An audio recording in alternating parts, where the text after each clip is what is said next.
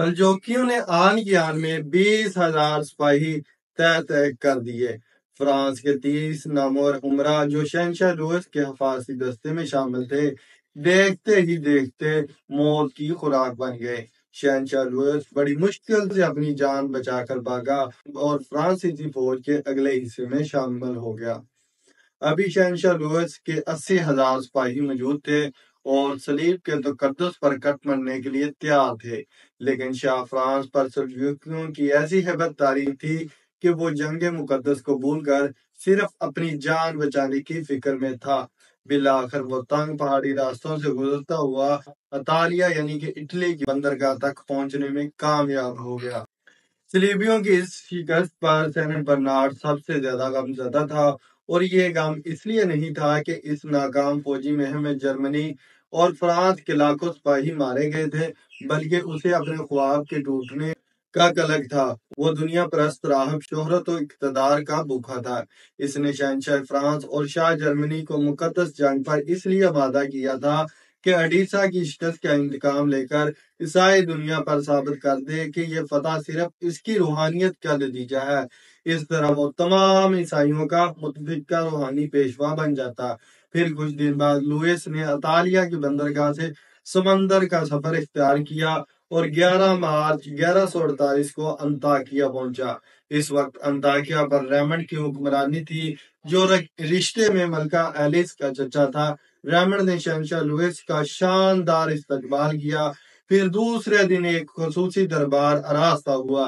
ایک عیسائی شاعر نے صلیبیوں کی شکست و بربادی پر انتہائی دردناک مرثیہ پڑھا: افسوس، 100,000 افسوس!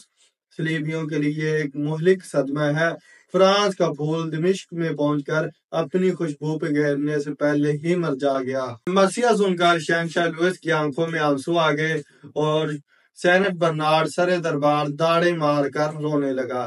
یہ سنگین اور اذیت ناک فضا دیکھ کر انطاکیہ کا حکمران کھڑا ہوا اور اس نے شکست خوردہ فرانسیسی شہنشاہ کی دلجوئی کے لیے بڑی جذباتی تقریر کی: ہمارے معزز شہنشاہ کو اس شکست سے دل برداشتہ نہیں ہونا چاہیے کہ یہ شکست نہیں، ایک ناگہانی حادثہ تھا، اور انسانی زندگی میں حادثے تو ہوتے ہی رہتے ہیں۔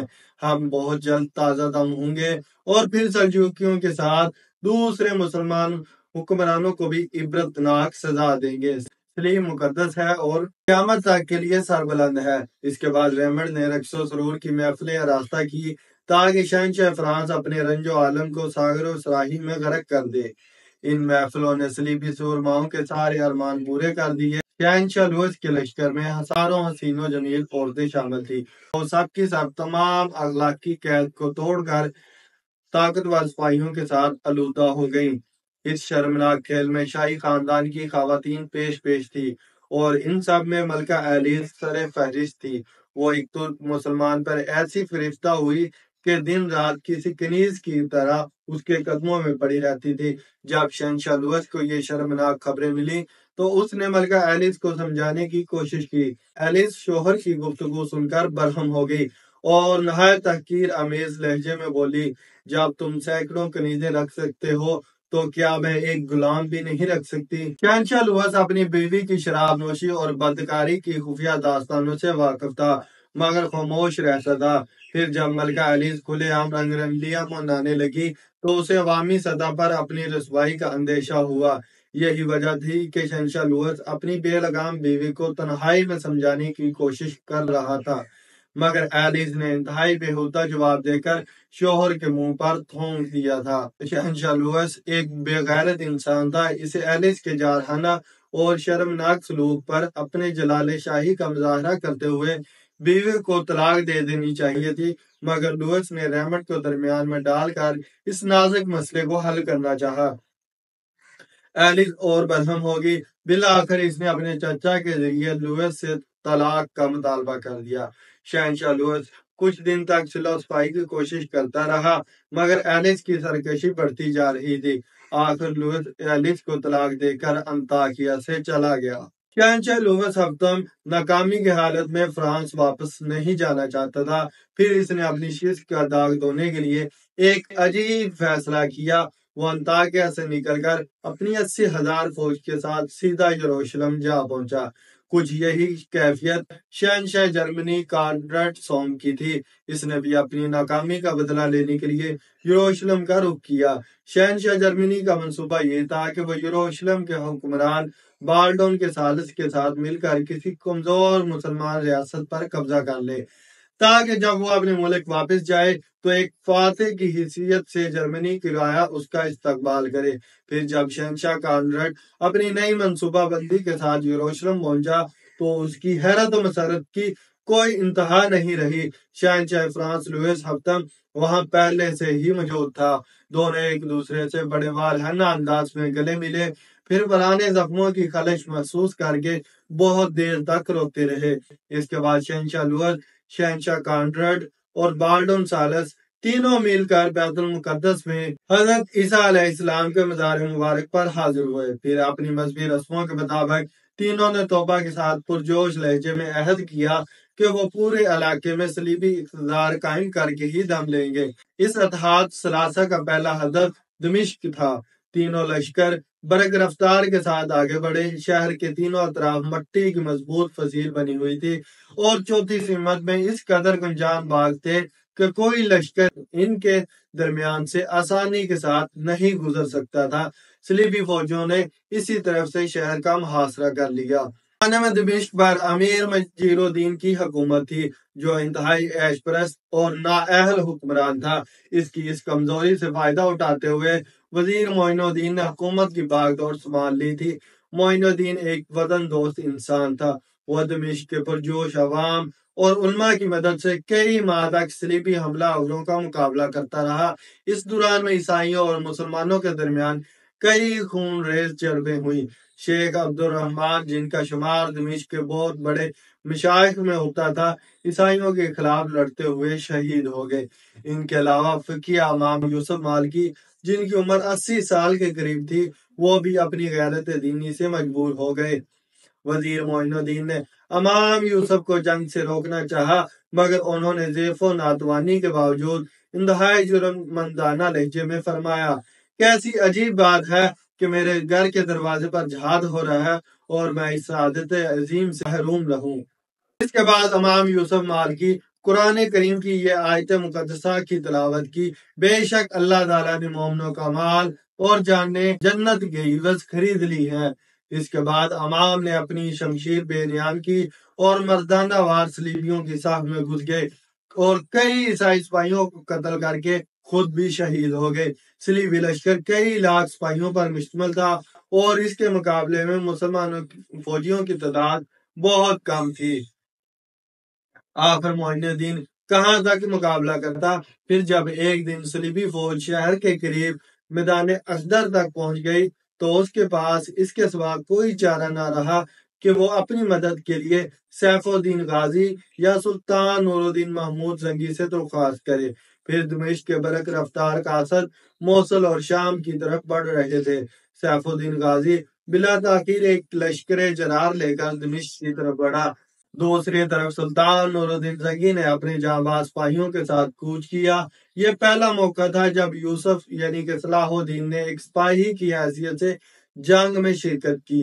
دمشق روانہ ہونے سے پہلے یوسف اپنے استاد محترم قاضی ابن ارسون کی خدمت میں حاضر ہو کر دعاؤں کا طالب ہوا۔ مجھے حق و تعالیٰ کی تائید و نصرت پر یقین کامل ہے، وہ ذات پاک تمہیں ہر حال میں سر بلند رکھے گی۔ اب تمہارے خواب کی تعبیر کا وقت آ گیا ہے۔ قاضی ابن ارسون نے نہایت پرسوز لہجے میں کہا۔ استاد گرامی کے حجرے سے نکل کر یوسف شاریہ کے حجرے میں پہنچا۔ یوسف کے عشق نے اس ترکی نیز کی دنیا ہی بدل ڈالی تھی۔ وہ قاضی ابن ارسون کا درس سنتی، کتابوں کا مطالعہ کرتی اور پھر سارا وقت عبادت اور ریاضت میں گزار دیتی۔ اس نے نجم الدین ایوب سے کیا ہوا وعدہ پورا کر دیا تھا اور یوسف کے راستے سے ہٹ گئی تھی، مگر راک کے اس ڈھیر میں بہت سی چنگاریاں دبی ہوئی تھی۔ ذوق حفظ فنا ہو چکا تھا، مگر عشق اپنے تمام بے غرضی اور پاکیزگی کے ساتھ باقی تھا۔ شاریہ نے یوسف سے بس ایک ہی درخواست کی تھی، تم جب بھی استاد گرامی کی درسگاہ میں آیا کرو تو مجھے 2 گھڑی کے لیے اپنی صورت دکھا دیا کرو، میں اسی ایک منظر کے سہارے اس خاک راز ہستی سے چپ چاپ گزر جاؤں گی۔ پھر جب یوسف نے شاریہ کے حجرے میں داخل ہو کر اسے بتایا کہ وہ سلطان عادل کے ساتھ محاذ جنگ کی طرف جا رہا ہے تو شاریہ کے بجے بجے سے چہرے پر مسرتوں کے چراغ جل اٹھے۔ اس نے بڑے والہانہ انداز میں کہا، یوسف یہ تو ابتدا ہے، ابھی تمہیں بہت بے شمار جنگیں لڑنی ہیں۔ میں اس وقت کا انتظار کر رہی ہوں جب ہر طرف تمہارا ہی پرچم لہراتا ہوا نظر آئے گا۔ پھر جب یوسف شاریہ کے حجرے سے نکل کر چلا گیا تو وہ زار و قطار رونے لگی اور پھر اپنے مال کے حقیقی کے سامنے سجدہ ریز ہو گئی۔ اے انسانی اندازوں سے زیادہ رحم کرنے والے، تو اس بات پر قادر ہے کہ میرے یوسف کے جسم پر ہلکی سی خراش بھی نہ آئے۔ پھر بھی اگر تیری مشیت میں یہ طے پا چکا ہے کہ یوسف کو کوئی جسمانی نقصان پہنچے تو پھر اے رب بے نیاز یوسف کے بدلے میں میرا صدقہ جان قبول فرمائیں۔ پھر جب سیف الدین غازی اور سلطان نور الدین محمود زنگی کے لشکروں کی آمد کی خبر شہنشاہ فرانس لوئس ہفتم، شہنشاہ جرمنی کانرڈ سوم اور یروشلم کے حکمران بالڈن ثالث نے سنی تو وہ تینوں راتوں رات دمشق کا محاصرہ اٹھا کر یروشلم چلے گئے۔ سیف الدین غازی اور سلطان نور الدین زنگی نے جنگ کے بغیر ایک اسلامی ریاست کو صلیبیوں کی تراس دستی سے بچا لیا۔ اس کے بعد عیسائی لشکر نے اسکلان پر حملہ کرنے کا ارادہ کیا، لیکن صلیبیوں کا یہ منصوبہ بھی ناکام ہو گیا۔ شہنشاہ جرمنی مسلسل ناکامیوں سے تنگ آ کر اپنے وطن واپس چلا گیا۔ شہنشاہ فرانس لوئس ہفتم چند ماہ فلسطین میں مقیم رہا اور پھر وہ بھی اپنی پیشانی پر نامرادی کا داغ سجائے ہوئے 1149 میں فرانس لوٹ گیا۔ دوسری مقدس جنگ جو بڑے زور و شور کے ساتھ شروع کی گئی تھی ایک شرمناک موڑ پر ختم ہو گئی، جس میں لاکھوں عیسائی مارے گئے۔ یہ ایک ایسی عبرتناک شکست تھی کہ جس کے بعد شہنشاہ فرانس اور شہنشاہ جرمنی نے زندگی بھر مقدس جنگ کا نام نہیں لیا۔ دوسری صلیبی جنگ جس کا محرک سینٹ برنارڈ تھا وہ بھی لرزہ خیز انجام سے دوچار ہوا اور رہتی دنیا تک عبرت کا عجیب نشان بن کر رہ گیا۔ اس واقعے کی مختصر تفصیل یہ ہے کہ ایک رات سینٹ برنارڈ نشے کی حالت میں ایک بری عورت کے ساتھ تھا۔ یہ وہی فحشہ عورت تھی جو عورتوں کی 50,000 سپاہیوں کے ساتھ یروشلم آئی تھی۔ جب سینٹ برنارڈ کے محافظ سپاہی کو یہ اطلاع ملی کہ اس کا مذہبی پیشوا بدمستی میں مشغول ہے تو وہ بے دریغ کمرے میں داخل ہو گیا اور اس نے پہلے فحشہ عورت کو قتل کیا، پھر سینٹ برنارڈ کی طرف بڑھا۔ میں تمہارا مقدس پیشوا ہوں، سینٹ برنارڈ حزیاتی انداز میں چیخ رہا تھا، میرے قتل سے گریز کرو ورنہ تم پر آسمانی قہر ٹوٹے گا۔ تو مقدس نہیں ناپاک ہے۔ عیسائی سپاہیوں کی آنکھوں میں خون اتر آیا تھا، صلیبیوں پر یہ سارا عذاب تیری وجہ سے نازل ہوا ہے۔ یہ کہہ کر اس غیرت مند عیسائی نے سینٹ برنارڈ کے ٹکڑے کر دیے۔ دوسری طرف اوباش ملکہ ایلس نے شہنشاہ لوئس سے طلاق لے کر انگلستان کے شہنشاہ ہنری دوم سے شادی کر لی تھی، جو ایک بوڑھا اور ناکارہ شخص تھا۔ یہ شادی تو محض ایک آڑ اور پردہ تھی، ورنہ جب ملکہ ایلس انطاکیہ سے رخصت ہو کر انگلستان پہنچی تھی تو وہ اس مسلمان ترک کو اپنے ساتھ لے گئی تھی جس سے اس کے غلط تعلقات تھے۔ شہنشاہ ہنری دوم کچھ دن تک تو خاموش تماشائی بنا رہا۔ جب اس نے ملکہ ایلس کی حرکتوں کے خلاف زبان کھولی تو ایلس نے اسے بھی شہنشاہ لوئس کی طرح ڈانٹ دیا اور وہ اپنی کمزوری کا راز فاش ہونے کے خوف سے سہم گیا۔ پھر ایک سال بعد ملکہ ایلس کے یہاں ایک خوبصورت لڑکا پیدا ہوا۔ ملکہ نے اپنے بیٹے کا نام رچرڈ رکھا۔ یہ وہی بچہ رچرڈ ہے جسے آج بھی عیسائی دنیا شیر دل رچرڈ کے نام سے یاد کرتی ہے، اور اس بچے نے جوان ہو کر سلطان صلاح الدین ایوبی سے کئی صلیبی جنگیں لڑی تھیں۔ شہنشاہ فرانس لوئس ہفتم اور شہنشاہ جرمنی کانرڈ سوم اپنی محرومیوں اور ناکامیوں کا ماتم کرتے ہوئے اٹلی کے واپس جا چکے تھے اور ایک بھولی ہوئی داستان بن کر رہ گئے تھے، مگر ایک انتہائی متعصب عیسائی نوجوان گارنٹ ابھی تک اس علاقے میں اپنی ماں لوزی کے ساتھ ٹھہرا ہوا تھا۔ کی طرح لوزی بھی مذہبی معاملات میں دنیا کی انتہائی تنگ نظر عورت تھی۔ اگر اس کے اختیار میں ہوتا تو وہ صفحہ ہستی سے مسلمانوں کا وجود تک مٹا کر رکھ دیتی۔ لوزی والی اندلس फनश की बीवी थी। लोजी वालिय इंदलस फनश की बीवी थी। वो समझती थी कि जिस तरह ईसाइयों ने इंदलस में मुसलमानों के सैकड़ों साल इक़्तिदार की बुनियादें उखाड़ फेंकी थी, इसी तरह बगदाद और मिस्र को भी नेस्ता नबूद कर लिया जाएगा। को में यही ख्वाब लेकर शहनशाह जर्मनी और शहनशाह फ्रांस के साथ इंदलस से यरूशलेम आई थी। फिर जब शहनशाह लुअस और शहनशाह कार्डट दूसरी सलीबी जंग में शिकस्त फाश खाकर वापस जा रहे थे, तो लोजी ने इंतहाई तहकीर अमेज लहजे में कहा था, ये दोनों ईसाइयत की पेशानी पर एक बदनुमा दाग है। यसु मसीह इन पर जमीन तंग कर दे और आसमान इन पर लानत बरसाए। लोजी की इस्लामी दुश्मनी का अंदाजा इससे किया जा सकता है कि वो अपने दरबार के सारे ऐशो आराम छोड़कर यरूशलेम में खाना बदोशों की तरह पड़ी हुई थी और रोजाना अपने बेटे गार्नेट के जज्बात को मुश्तिल करती रहती थी। मैं इस वक्त तक इंदलस वापस नहीं जाऊंगी जब तक किसी मुसलमान रियासत पर ईसाइयों का कब्जा नहीं हो जाता। गार्नेट अपनी माँ की जज्बाती तकरीरों से मुतासर होकर मुस्तकबिल की मंसूबा बंदी करने लगा। ईसाई बस्तियों में जाता और अपने हम अकीदा लोगों को सलीबी जंगों की याद दिलाकर इनकी मजहबी गैरत को उभारता। इसके साथ ही इन्हें दौलत इक़्तिदार की तरगीब भी देता। यहाँ तक कि गार्नेट की फौज के साथ हजारों मुकामी ईसाई भी शामिल हो गए। फिर वो बरक रफ्तारी के साथ उसने अरीमा की तरफ बढ़ा। यह किला तराबलस के ईसाई हुक्मरान काउंट ऑफ ट्रेपली की सल्तनत में शामिल था।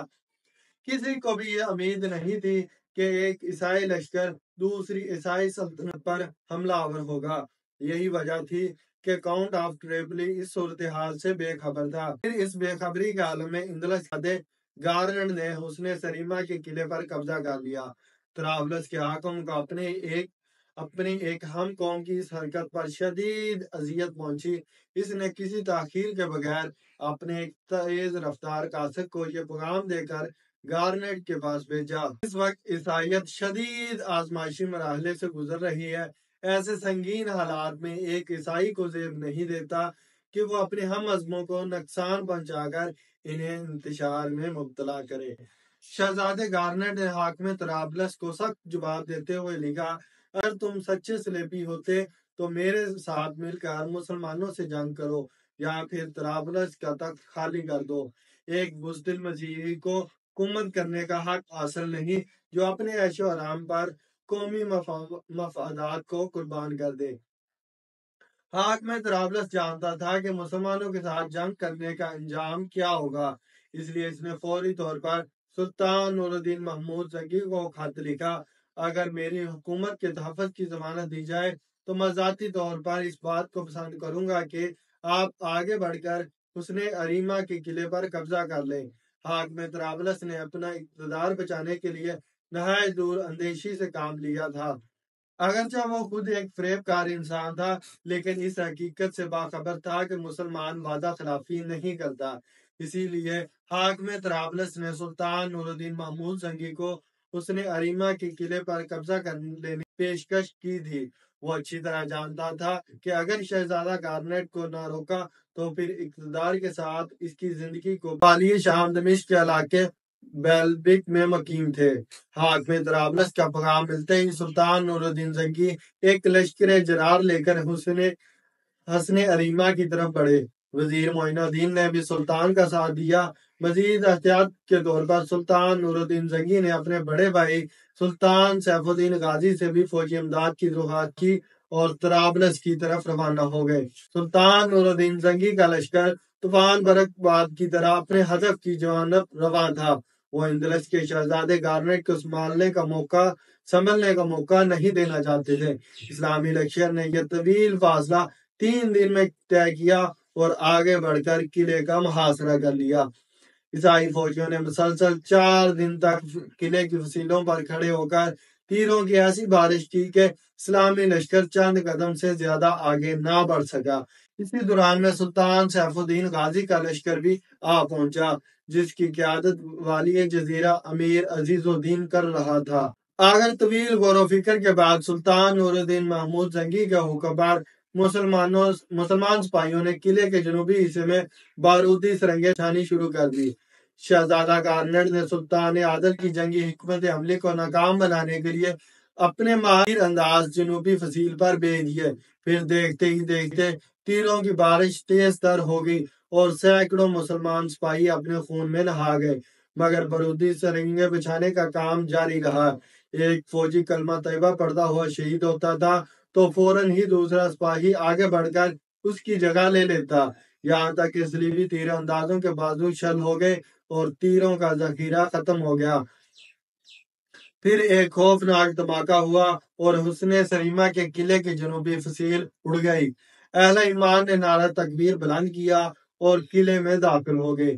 صلیبیوں نے کچھ دیر تک جم کر مقابلہ کیا، مگر جب ان کی بڑی تعداد موت کا لقمہ بن گئی تو قلعے میں ہر طرف عیسائیوں کی چیخیں گونجنے لگی۔ صلیبی عورتوں مرد پناہ مانگ رہا تھا۔ امان امان امان! اسلامی لشکر کی تلواریں نیام میں چلی گئیں اور صلیبیوں کو گرفتار کیا جانے لگا۔ اسیران جنگ میں حاکم اندلس کی جابروس فاق اور اسلام دشمن بیوی لوزی بھی شامل تھی۔ شہزادہ گارنیٹ کسی نہ کسی طرح قلعے سے نکل کر فرار ہونے میں کامیاب ہو گیا تھا، مگر اس وقت اس کے خوف کی کوئی انتہا نہیں رہی جب اس نے دوسرے